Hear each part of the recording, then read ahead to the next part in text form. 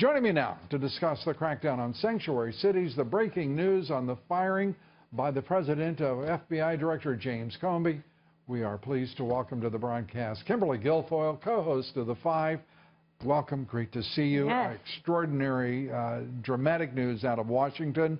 Your thoughts? Another historic day in the presidency of Donald J. Trump. I mean, he did something here that was bold, that was decisive, was an excellent leadership decision. As a former prosecutor, I thought that Director Comey's behavior was abhorrent during this whole process and the investigation. He really overstepped his bounds right from the beginning when he made a determination, a legal determination as to whether or not a case could be brought against Hillary Clinton. That was the beginning of the end. And then after that, he really kept inserting himself into the public arena, making statements to shape the investigation, and ultimately trying to take the call away from Loretta Lynch, then doing an about-face, and then making another statement, which then really unfairly cast a cloud over the election of Donald Trump, when instead they should have been focused on the real reasons that he won and why Hillary Clinton was defeated, because she was a horrible candidate and the working class men and women were left behind.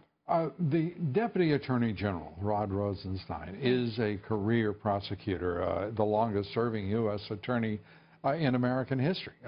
And it shows in his letter Yes. To the Attorney General. He lays out a brief, a complaint that is, without any question, persuasive and complete. And it's clear that this goes back to July, when Director Comey chose to go public and to be sort of a Cassandra and Hamlet at the same time. Sure. And basically try to talk about concealment by the FBI. By the time he got back to his most recent testimony, he wasn't just withholding information from the public to respect the traditions of the FBI. He was concerned about it being concealed. A value-laden word, as the Deputy Attorney General said.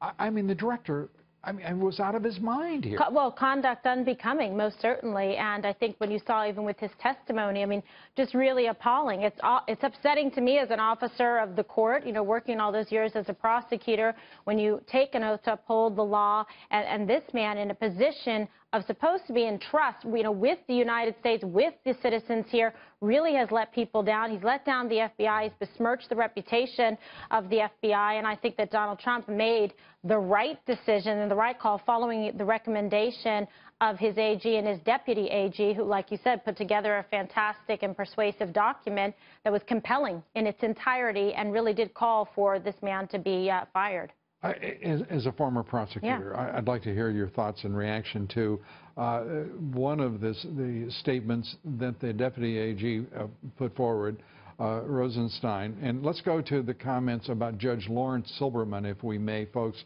with a full screen, if you have that, in which he says, Judge Lawrence, do we have that? I keep hearing it's coming, and I thank the audience for your patience. It's there we go. An extraordinary amount of delay.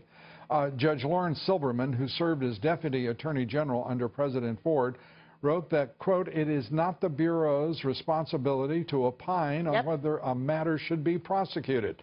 Silberman, this is the extraordinary part and weight of this statement. Silberman believes that the director's performance was so inappropriate for an FBI director that he doubts the Bureau will ever completely recover. No, I echo his sentiments and his assessment here, and that's what I've been talking about for, you know, almost a year now, in terms of the impropriety, really the overstepping, the overreach of bounds of what his role is.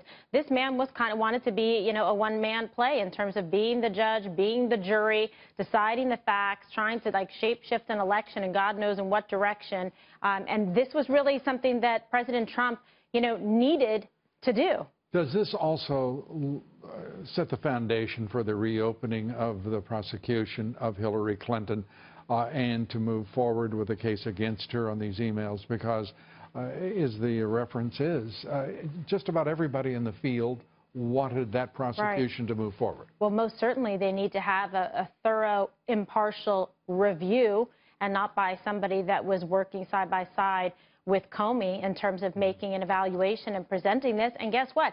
Those facts, that evidence needs to be presented to AG Sessions for him to decide whether or not something should go forward, or at least someone that he would appoint if he says he's not going to oversee that particular investigation. It's what's called for.